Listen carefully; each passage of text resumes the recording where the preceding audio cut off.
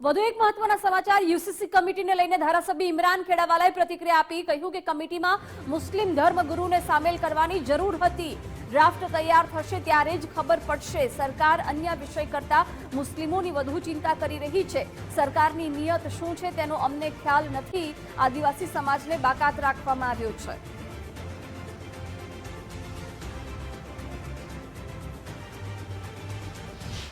કમિટીના અંદર હું સમજુ છું કે સરકારે મુસ્લિમ સમાજના કોઈ ધાર્મિક ગુરુ કે એને પણ અંદર સામેલ કરવાની જરૂર હતી।